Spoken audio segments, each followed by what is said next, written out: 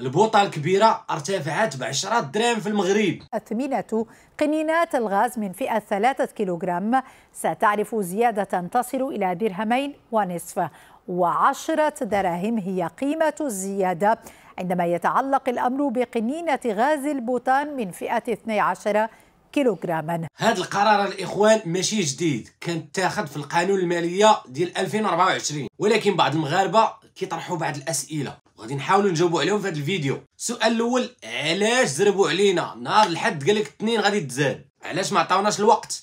علاش تزادت البوطة اصلا؟ وشكون هو المستفيد وشكون هو المتضرر؟ وعلاش قالوا الخبز غادي يرتفع شويه قالوا ما بقاش غيرتفع؟ واش هاد الفكره بعدا اصلا مزيانه للمغاربه ولا المغرب؟ شي كمان نشوفوا في هذا الفيديو، ولكن نبغيكم ديروا واحد لايك واحد جيم، بارطاجيو هذا الفيديو، كومونتير زوين ولا خايب، ديروا ابوني للقناه ديال الفيسبوك غتلقاوها في الكومونتير الاول وفي صندوق الوصف. ونبداو.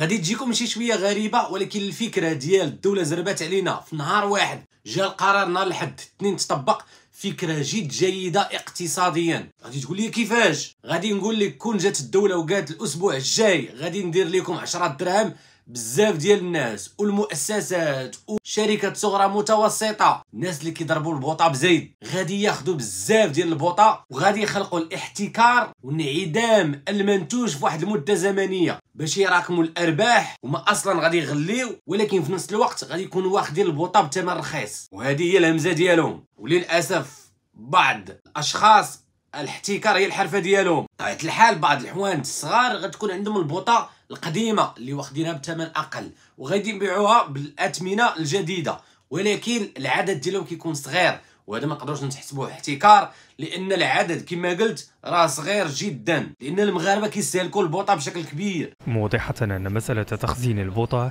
باثمانها السابقه وبيعها للمواطن بالسعر المقرر بدءا من اليوم غير مطروحه. او هو القضيه ديال الستوكاج في الغاز بالنسبه للموزعين ما كيكونش، ولا كيكون حتى كان كيكون شي حاجه قليله بزاف، لان كنتزودوا يوميا.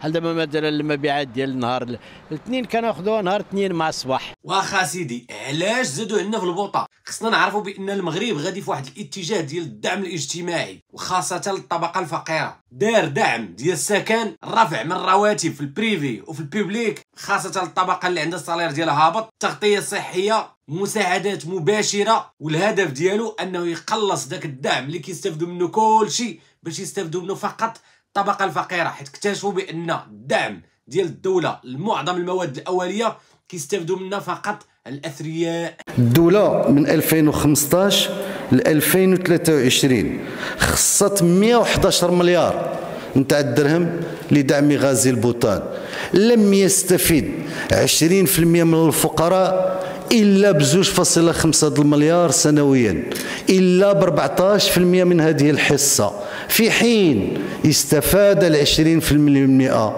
اللي عندهم الإمكانات من أكثر من 27% من هذا الدعم. السؤال، هل نستمر في تخصيص هذه العشرات من المليارات لدعم الميسورين وذوي القدرة الشرائية، أو لا نوفروا هذه الهوامش ونعطيوها مباشرة لأولئك الذين يحتاجونها؟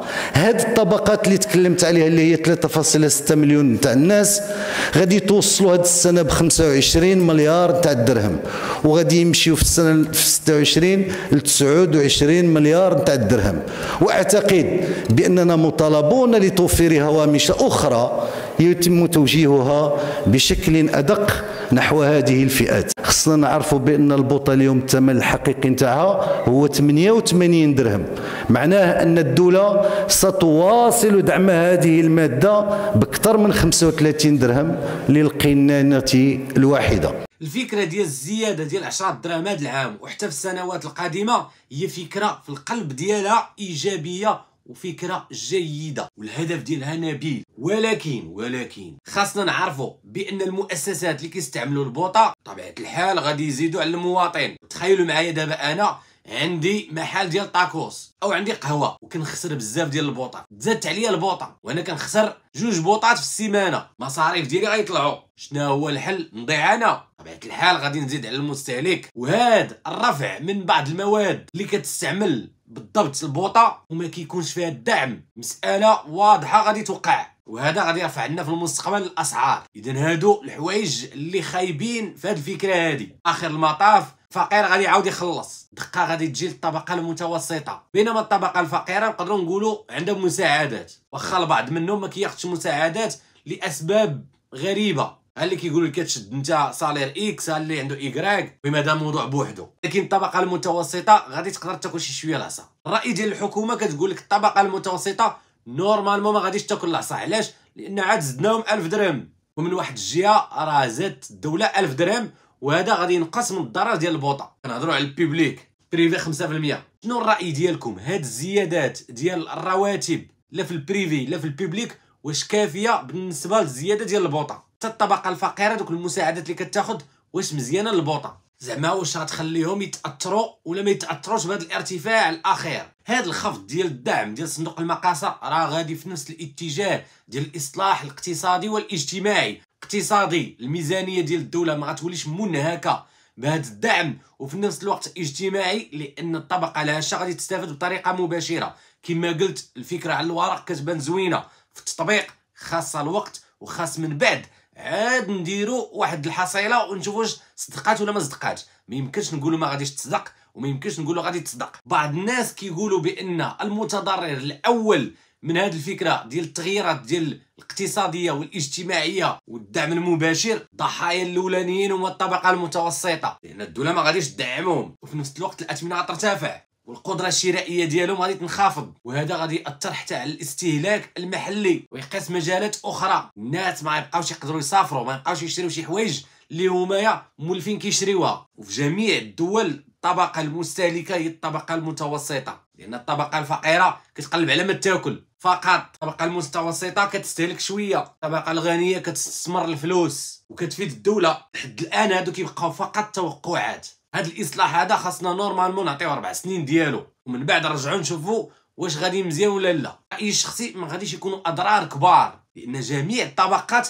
تم الدعم ديالهم بواحد الطريقه غير مباشره او مباشره. فقير خدا فلوس بطريقه مباشره، الطبقه المتوسطه خدات دعم ضريبي ورفع في الاجور. نورمالمون وعلى الورق كلشي غادي يكون بخير، ولكن على الورق ما كتهمش، خاصنا الواقع كيحتاج الوقت. ما نقدروش نخرجوا بتوقعات مازال ما طراوش. ولكن الا جينا نسولوا الناس العاديين كتكون عندهم ذاكره اجتماعيه، ما عندهمش ذاكره اقتصاديه. شنو المعنى ديالها؟ هو غادي يجبد لك جميع المنتوجات اللي غلات في السنوات الماضيه، والحولي تا هو غادي يغلى، ورمضان وزيد، وما غاديش يدخل العوامل الخارجيه ومشكله الجفاف والمشاكل السياسيه اللي دفعات لهذا الشيء، وما غاديش يدخل حتى الفكره ديال التضخم وارتفاع الاسعار كان في العالم كامل، وبعض الدول كتعاني اكثر من المغرب وعربيه كاع. حيت الحال حيت الانسان العادي كيشوف غير راسو جيبو فقط، وهاد الهضره كامله اللي كنهضروا عليها ما مسوقش ليها هو اصلا.